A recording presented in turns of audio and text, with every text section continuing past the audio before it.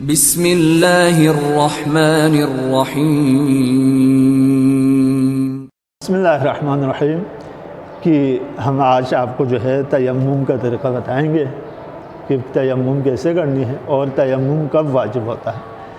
کہ تیمم اس وقت ایک دفعہ آپ کے لیے پانی مضر ہو، ڈاکٹر کہے بھئی آپ پانی استعمال نہیں کر سکتے تو آپ نے نماز کو چھوڑنی نہیں، لہٰذا آپ کے لیے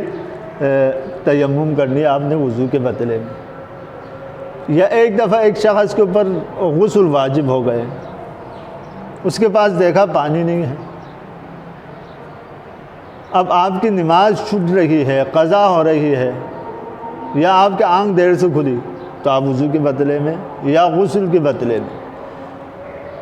ان صورتوں میں جو ہے، اور یا آپ کے لیے مضر ہو یا آپ کو پانی نہ ملنے کی صورت میں یا آپ کی نماز قضا ہو رہی ہے، وقت نہیں ہے کہ آپ وضو کرتے پانی ڈھونڈتے رہے، تو پھر آپ کی جو ہے نماز وقت قضا ہو جائے گی۔ لہٰذا وہاں پہ آپ ان چیزوں پہ جو ہے ان کو اوپر فرض ہے کہ وہ وضو کے بدلے یا غسل کے بدلے آپ تیمم کریں۔ تو تیمم کا طریقہ یہ ہے کہ آپ نے پہلے نیت کی، اگر ہاتھوں میں اگر انگوٹھی وغیرہ ہے تو ان کو نکالنا ہے، اور نکالنے کے بعد جو ہے آپ جہاں پہ پاک بھی ہو اور صاف مٹی ہو تو بہترین ہے۔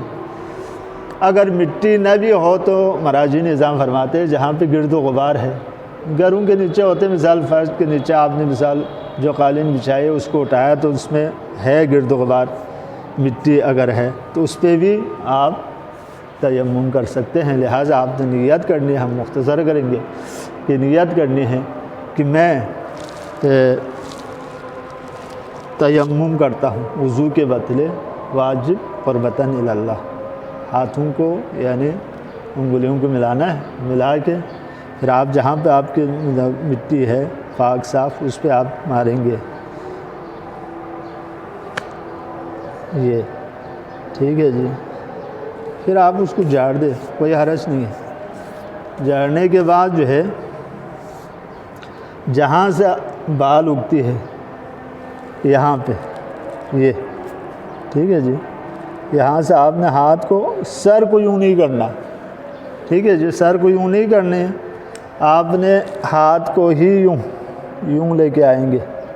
پھر مستحب ہے یہ آبرو کے اوپر بھی یوں ہاتھ کو پھرائیں،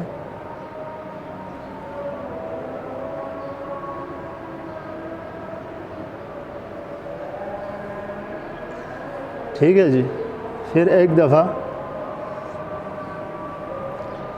یعنی بائیں ہاتھ کو دائیں ہاتھ کے اوپر، پھر اس کو یہاں سے کلائی سے یہ، اور مستحب ہے غسل کے بدلے ہیں تو کچھ فقہا فرماتے ہیں کہ ایک دفعہ اور مارنے کے بعد پھر آپ یوں کریں گے۔ تو یہ جو ہے آپ کا تیمم صحیح ہے اور آپ جو ہے نماز پڑھ سکتے ہیں۔